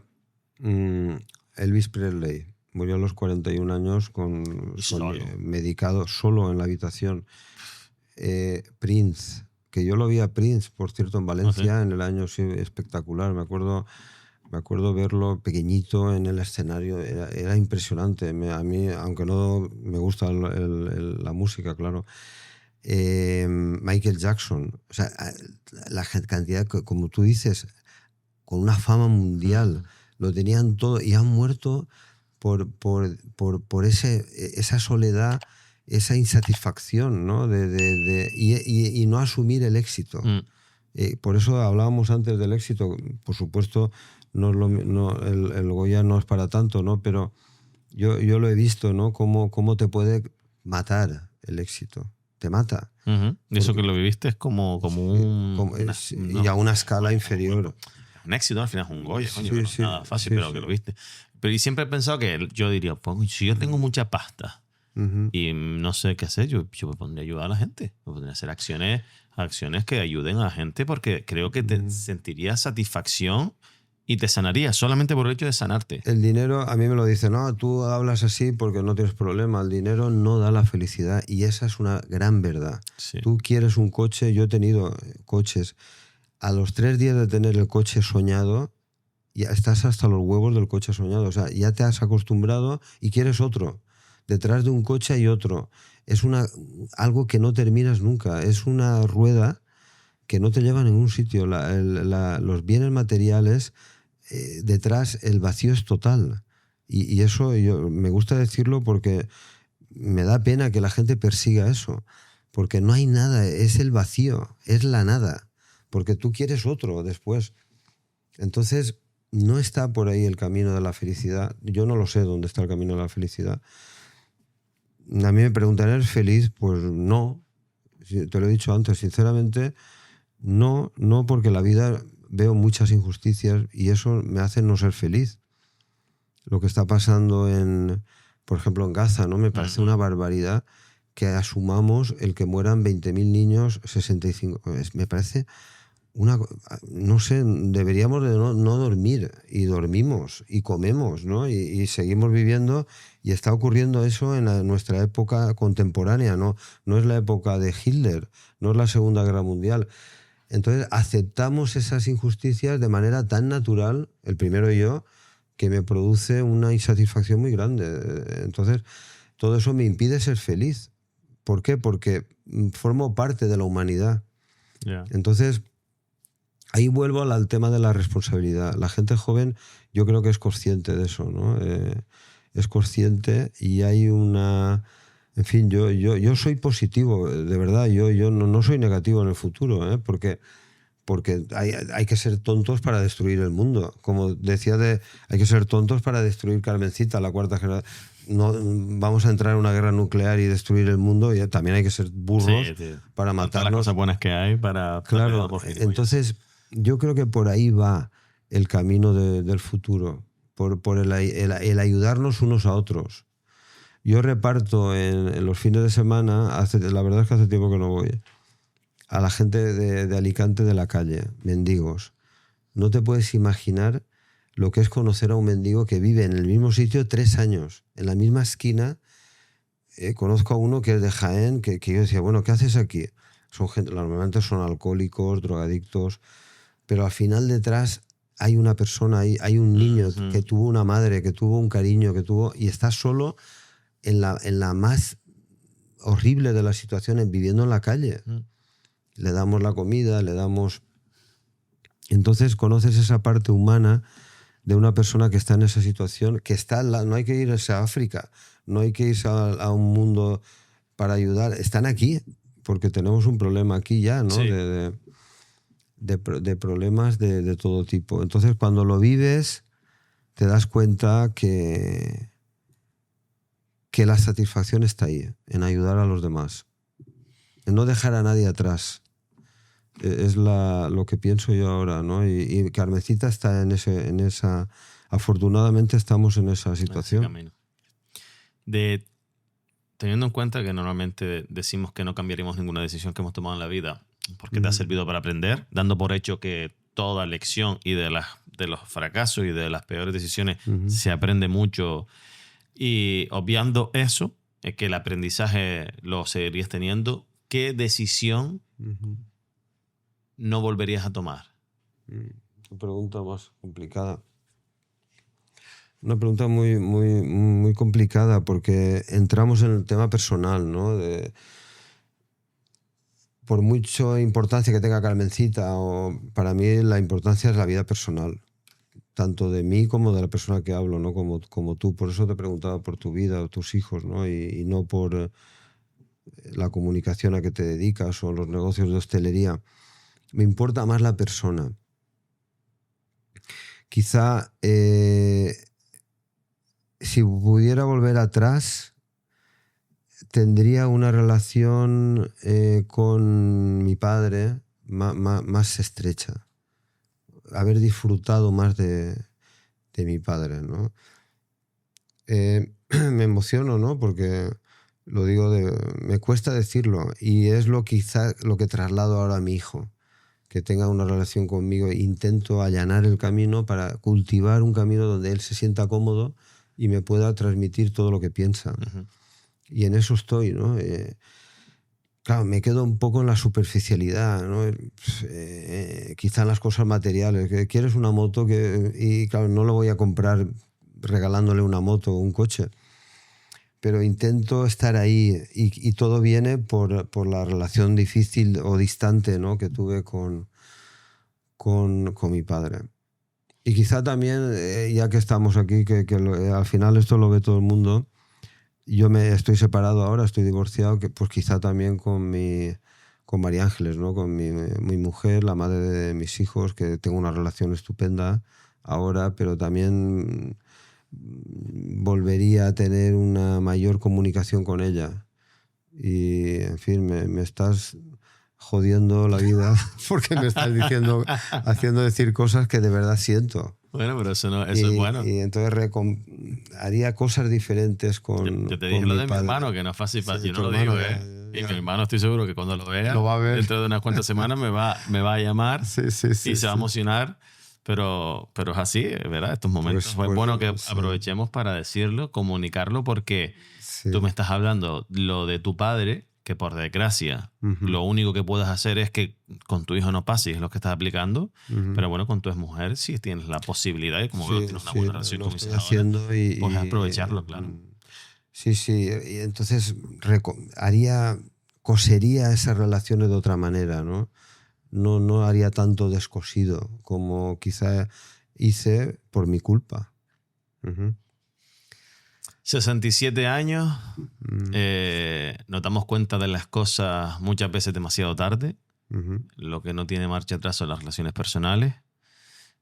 ¿Cómo ves tu futuro? Mm. Siempre respondo de manera con risas, ¿no? Porque teníamos una reunión de vendedores, Juanito no estaba todavía, y había un vendedor de 65 a punto de jubilar. Y había un profesor externo que a los jefes de área, era un equipo de 15, decía, oye, dibujar en un papel cómo Ajá. os veis dentro de 20 años. Interesante. Y este dibujó un ataúd. Dibujó un ataúd. Sí, lo enseñó. Entonces, claro, me preguntas, ¿cómo ves el futuro? Con 67, claro, dentro de 3 años tengo 70. Yo veo gente de 70, ¿no? Que ya me llama la atención. Veo gente de 75 y me llama la atención porque pienso, así estaré yo, ¿no? ¿Cómo estaré yo? ¿Cómo? Entonces, yo el futuro lo veo muy esperanzador, fíjate. Sí. Muy esperanzador. Tanto, ya no mío, sino a nivel de lo que me rodea. Muy esperanzador. Hay una historia nueva que no te he contado, que es el tema de la fe. La fe, yo sé que la fe católica, la fe cristiana, es un poco, cuando dices que eres budista, queda de maravilla, ¿no? Pero la fe me entró la fe de manera, la fe entra o no entra. Entonces, antes del COVID, conocí a una persona que empezamos a hablar y de pronto hay una luz que te ilumina, ¿no? En el tema de la fe. La fe al final ya no es seguir la fe de los hombres, ni la fe de... Aunque estoy leyendo, ¿no? Profundizando sobre lo que significa un Dios, ¿no? El que haya un ser superior. Y entonces estoy en ese mundo y me está ayudando mucho a entender el futuro, Ujú. a entender lo que es ayudar a los demás. Y claro, eso te viene o no te viene. Y a mí, pues afortunadamente me ha venido. Y me hace... Quizá desde que murió mi madre pienso que todo lo que hago me está viendo. Entonces ya no puedo hacer ninguna maldad a solas porque me está viendo, ¿no? Qué bueno. Es una cosa Qué bueno, qué bueno. Y entonces soy bueno hasta solo. Que sí, bueno, que sí, te están observando Y- ya, te lo pienso 2 veces. Sí, sí, sí. Y, Bueno, y yo para mí eso es fe. Ajá. Eso es fe porque tú mismo te obligas a ser bueno, ¿no? 24 horas. Y entonces eso me da una fuerza y me da una seguridad para poder hablar como te estoy hablando a ti. Te iba a preguntar por el tema de la muerte, ¿no? Ese tema que evidentemente puede estar a la vuelta de la esquina, evidentemente, ¿no? Pero bueno, siempre lo vemos más cerca a medida que vamos teniendo años. Pero bueno, supongo que si estás con el tema de la fe, en este aspecto ayuda mucho porque te da una tranquilidad que saber que después de esto hay algo más. Y en ese aspecto entiendo que no hay tanto temor, ¿no? Ya, pues si lo tienes más, o todavía lo tienes ahí. No, ese aspecto no. Ya te digo que no soy muy de doctrina. Ajá. Y yo, por ejemplo, es curioso porque repartiendo comida una noche aparece un hombre en chándal y me pregunta, oye, ¿vosotros qué sois de Cruz Roja? Y yo, no, esto es una organización privada de varias empresas, tal, que está la Cámara de Comercio, y era el obispo de Orihuela, José Ignacio, que me hice amigo de él. Estando en las antípodas del tema ideológico, porque es un hombre muy conservador dentro de los obispos españoles. José Ignacio Munilla fue el obispo de San Sebastián mucho tiempo, ahora está en Alicante. Entonces me hice amigo de él a nivel personal, ¿no? Sin pensar que es el obispo. Y te cuento esto porque la iglesia de los hombres es muy imperfecta, como los hombres somos hoy y las mujeres, ¿no? Somos imperfectos. Entonces, el tema del futuro, de la salvación del alma, lo veo complicado. O sea, que no, tampoco creas que... Yo sigo viendo la muerte como algo final, como un final. Ujú. Pero claro, queda lo que tú das en la vida, ¿no? Lo que tú das. Y esa especie de recuerdo tuyo de lo que tú has hecho, o de lo que ha hecho el compañero que está aquí grabando, presente, o de cualquiera, incluso de un mendigo que parece que no sea nada, algo ha hecho en el mundo que permanece. Yo en eso sí que creo.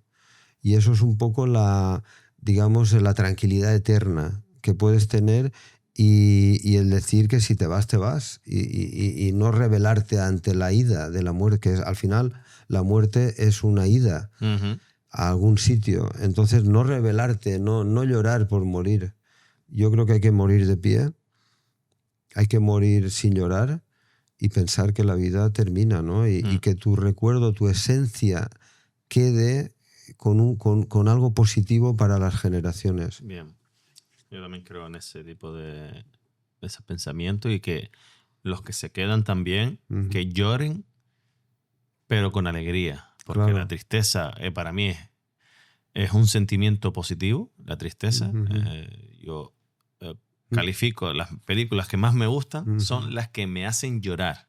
Es verdad. Pero yo me siento muy feliz cuando lloro en esas películas, que suele ser por temas de tristeza normalmente o muy emocionales. ¿Verdad? Y yo lo que siento es, estoy muy triste, estoy llorando, pero me encuentro muy feliz, me da una sensación súper positiva. Y a pesar de que la muerte dura de un ser querido, sobre todo siempre vamos a entender que hay seres queridos que mueren a una edad que no esperamos y es más duro, ¿no? Pero sí es verdad que estamos aquí, vamos a morir, asumámoslo y lloremos de felicidad de que lo disfrutamos y oye, pues ya el que quiera pensar que después hay otra cosa, pues sí, creo que también pensar en eso, si te hace las cosas más fáciles, pues para adelante, que nadie te diga lo contrario. Lo que pasa es que siempre pensamos en la muerte muy lejana, propia, ¿no? Tú tienes 40 años, yo lo veo más cerca, ¿no? Pero también dices, bueno, dentro de cuando tenga 90, Sí, sí, sí. y te lo ves lejano, claro, cuando lo ves cercano, no sé cómo reaccionaremos, pero yo creo que, no, que hay que morir de pie. Y hay que, esa valentía que hemos demostrado en vida, demostrarla en ese momento final. Yo creo que es un mensaje que también dejas a los que a los que están aquí, que te van a querer y van a sufrir esa ausencia. Yo recuerdo la muerte de mi padre, la muerte de mi madre. Claro, es tremendo, ¿no? Mueren los que te han traído aquí. Y es un paso, no sé, hay que morir con dignidad, es lo que pienso, ¿no? Entonces yo no me estoy preparando para eso, pues nadie se prepara para eso. Bueno, pero yo creo que hay que prepararse, ¿eh? Yo ya llevo tiempo pensando en que ya no soy un niño, en el que mis padres no son tan jóvenes y que llegará un momento en el que van a morir. Espero que sean ellos antes que yo, como espero que yo muera antes que mis hijos, porque sé que al revés sería Claro. muchísimo más duro, ¿no? No es por egoísmo, es simplemente lo contrario. Estoy claro que siempre queremos que nuestros hijos no puedan morir, no al revés, porque eso es más difícil de asumir. Bueno, yo tengo amigos que han muerto su hijo. Es tremendo, o sea, es una cosa... han cambiado completamente su modo de vida. Y curiosamente son empresarios que después les va con mucho éxito. ¿Por qué? Porque pierden el miedo a todo. Al perder el hijo, entonces se arriesgan y ganan. Y entonces también tienen la sensación de que ya no hay nada peor que perder que... No hay nada peor. Yo lo he vivido y es tremendo. Pues son cosas pero guay de no analizar, terminemos la conversación. No. Ahora nos vamos a ir a la playa. Oye, ha sido bastante completo. Yo estoy muy contento. Sí, Hemos hablado de... No siempre llego a este nivel de conversación. Yo estoy pensando que me da vergüenza que esto lo vea mi gente, ¿no? Porque he confesado cosas que no lo he dicho a ellos. Pero bueno, genial. Tú cierras los ojos, lo irán, perfecto. Y como siempre lo van a Lo voy a esconder en vez de darle lo van a recibir bien seguro. Mira, nos falta la dinámica. Te digo una palabra y tú respondes lo primero que se te ocurra, ¿vale? Azafrán. Azafrán. Mi casa, mi hogar, mi aroma en la cocina, mi madre cocinando, mi abuela. El olor a azafrán me lleva automáticamente al hogar, totalmente al hogar. Política. Política, decepción. Últimamente decepción. Siempre me ha gustado la política, pero últimamente decepción, y cuanto más los conozco de manera personal, más decepción ¿Sí? todavía. Sí. Peor. Joder. Uh-huh. Hacienda. Hacienda somos todos, la palabra que decían, pero hay que pagar porque si queremos un bien como un país que funcione, que tengamos hospitales, es una obviedad lo que estoy diciendo, hay que pagar. Entonces yo no me quejo de lo que pago, al revés, lo que pienso es que si pago X, es que he ganado X. Lo tengo clarísimo, hay que pagar. La Carmencita desde el primer momento, la preocupación de las empresas por no pagar y hacer ingeniería financiera para no pagar te roba tanto tiempo que pierdes dinero. O sea, no vale la pena esa ingeniería. Hay que pagar lo que hay que pagar, que es el beneficio, el 50 y pico % del beneficio, y tener asumido que tienes que pagar eso, ya está. Supermercado. El supermercado es nuestro hábitat. Uh-huh. Para mí es algo sagrado, es el encuentro de lo que yo fabrico, que es Carmencita, con el que me va a comprar. Es una historia de amor directa con el que me va a comprar. Entonces, para mí el supermercado es una escena donde la vivimos con mucha intensidad. Vemos cómo va a ver el consumidor el air fryer. Queremos poner esto al lado de las verduras, luego no nos dejan. O queremos poner el pescado al lado del pescado, no nos dejan. Luchamos con el propietario, con las organizaciones de supermercados para que nuestro producto esté, pero al final el supermercado es mi escenario donde me encuentro con el amor que es mi comprador. Mazón. Carlos Mazón, lo conozco, tengo amistad con él antes de todo eso. Es increíble cómo en una tarde de equivocación, que él mismo ha reconocido, cambia todo en la vida. En este momento, Carlos Mazón, lo dije el otro día a nivel público, no es un asesino, se equivocó ese día, algo que lamentará siempre, y yo ahora me queda la parte humana, ¿no? La parte humana que a mí siempre me va a tener. Yo era su amigo, lo soy y lo seré. Yo creo que ahí hay que demostrar que estás con esa persona que estaba arriba. Tantas veces ha ocurrido esto que es triste, ¿no? Que una persona está arriba y de pronto cae abajo y se queda solo. A mí me va a tener Mazón. Competencia. Competencia es superación. No hay que tener miedo nunca. La competencia es superación porque te das cuenta lo que se puede hacer. Es como un espejo.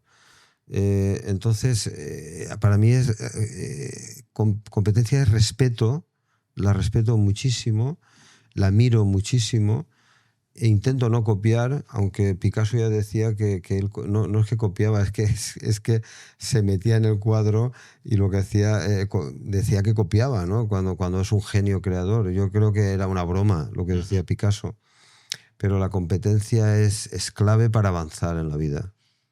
Familia. Familia es todo. Familia y amigos, añadiría yo. Es todo en la vida. Sin ese sostén, sin esa estructura, no somos nadie. Somos soledad. ¿Y dónde vas solo, no? Por la vida. Es todo. Bien, ahora nos vamos con la pregunta de Quorum. Nuestros amigos y patrocinadores. Y me lanzan de 3 preguntas. Te voy a soltar una porque, bueno... Si tuvieras que definir con una palabra la inversión más rentable que ha hecho Carmencita, ¿cuál sería y por qué? La inversión más rentable es el amor. El amor que nos tenemos los 3 que estamos allí en la cúspide, ¿no? El amor que transmitimos, la confianza, el perdonar los errores, sobre todo los míos. Me perdonan a mí porque yo soy el que más errores cometo. Esa es la gran inversión, el amor, ¿no? Que nos ha llevado a donde estamos, sin ninguna duda. ¿Tienes buena relación con tus 2 primos? Muchísima, cada vez mejor. Sí. Muchísimo, cada vez mejor. Es curioso que normalmente las relaciones desgastan el choque humano, ¿no? Entonces aquí es al revés, aquí es cada vez mejor.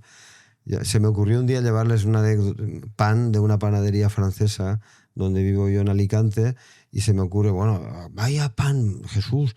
Y ahora todos los días tengo que llevar pan y entonces me toca levantarme una hora antes.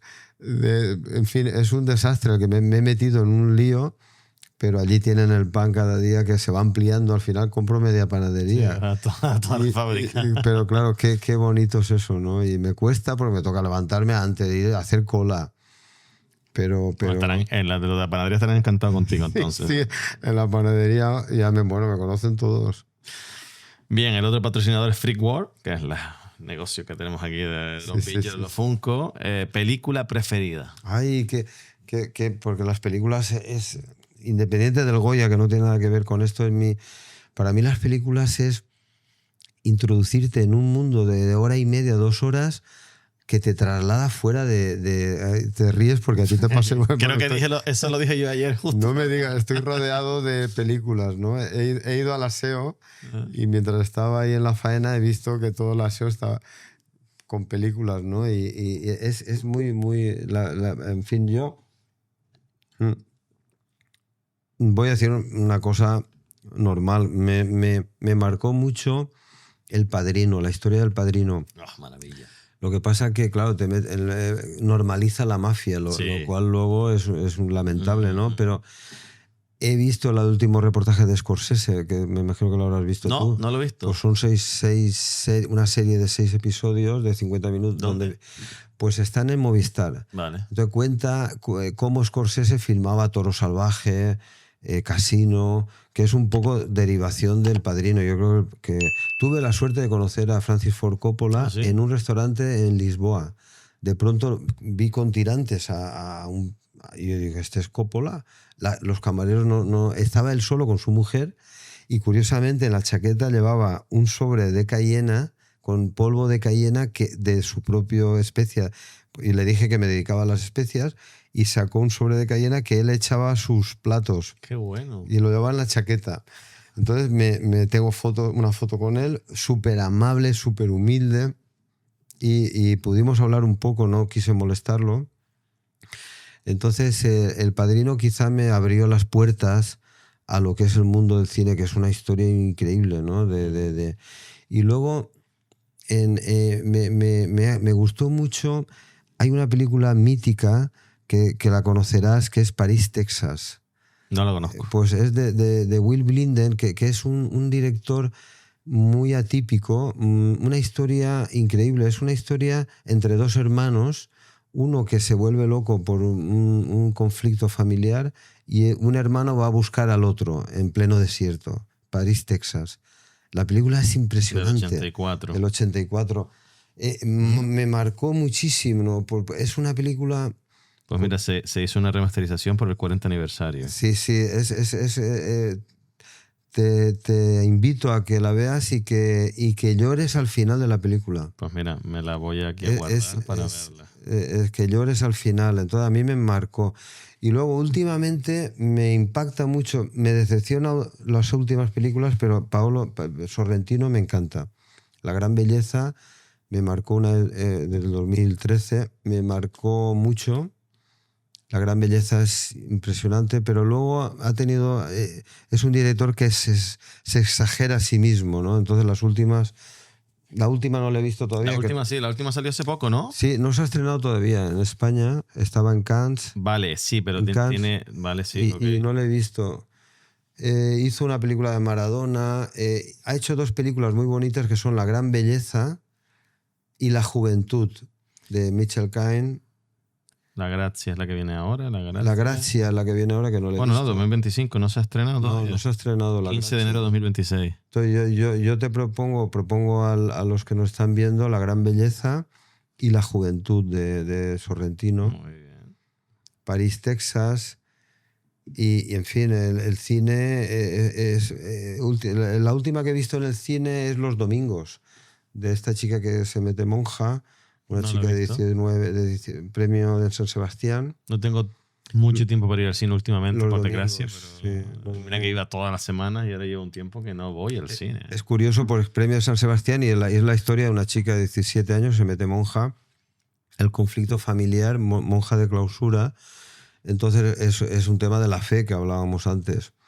Y es curioso que seas ateo o seas creyente, la película está dirigida a los dos, porque hay un conflicto familiar, el padre le dice, o la madre, pero ¿cómo te vas a meter monja? La tía, en este caso es la tía, porque su madre murió, y le critica, pero si son unas brujas que te han comido la cabeza. Entonces, la película tanto está visionada al ateo como al creyente, ¿no? Es muy curioso la dualidad que consigue la misma película, el mismo mensaje. Es una magia, ¿no? Por eso tiene el premio de San Sebastián. Veo que eres un amante. El cine me encanta, sí. Pues vamos a terminar, Jesús. Me falta la última pregunta. Antes de la última pregunta, porque ya cuando la contestes damos por terminado este podcast, agradecerte, como te dije antes, el que tu espacio, como dice aquí el amigo Juan, hoy has estado a full, has estado en prensa y bueno, estarás cansado ya, no has parado, pero bueno, aquí ya al final 3 horas por lo menos llevamos aquí metidos, entre pitos y flautas. Agradecer tu tiempo, tus conocimientos y espero que tú hayas disfrutado como yo. Muchísimo, y te tengo que agradecer, sinceramente te lo digo, tengo que agradecerte que me has sacado cosas que yo nunca había dicho. No, esto no lo controlas, no, yo no esperaba esto ni mucho menos. Uno se entrena, tengo una experiencia, ¿no? Y me entreno para estas cosas, pero es la primera vez que me sacas de mi zona de confort, que se dice, ¿no? Y creo que, en fin, no me arrepiento. Bueno, sí, me estoy arrepintiendo ya. Me estoy arrepintiendo de lo que he dicho. Me contarás una semana después de que se haya publicado el podcast. Las reacciones. Exacto. Tú me habrás dicho, pues, oye, me arrepiento. No creo que no te vas a arrepentir. Al contrario. Como pregunta final es, ¿cuál es el lado oscuro del éxito empresarial? El lado oscuro es muy claro. El lado oscuro es la soberbia, el ego, esa mezcla que desgraciadamente nos persigue a los empresarios, ¿no? Por culpa de algunos, no todos, ni mucho menos. Pero el lado empresarial es la soberbia, la ambición de poder desmedido por tener una empresa que no tiene nada que ver. Yo me considero un jugador más de la sociedad. No me considero nada por ser empresario, por tener una empresa que afortunadamente va bien. El lado oscuro es esa soberbia, ese ego que envuelve a algunos empresarios y nos arrastra a los demás a una imagen lamentable del empresario que solo piensa en el dinero, que solo piensa en el poder, que solo piensa en ser superior a los demás, en esclavizar a los compañeros de trabajo. Yo les llamo compañeros de trabajo. A mí no me gusta decir trabajadores. Mis trabajadores, esa palabra la odio. Y lo oigo mucho, lo escucho. Yo también. Mis trabajadores son mis compañeros. Son mi gente, claro. O sea, claro, es mi gente. Entonces, yo le digo a Juan, que me está llevando ahora, que es mi compañero en Canarias, le doy las gracias cada noche que me deja en el hotel. Gracias, Juan. Pero tú das las gracias porque ya te dejó, porque es que te vuelve loco. Gracias, Juan. Y adiós. Y buenas noches. Un placer.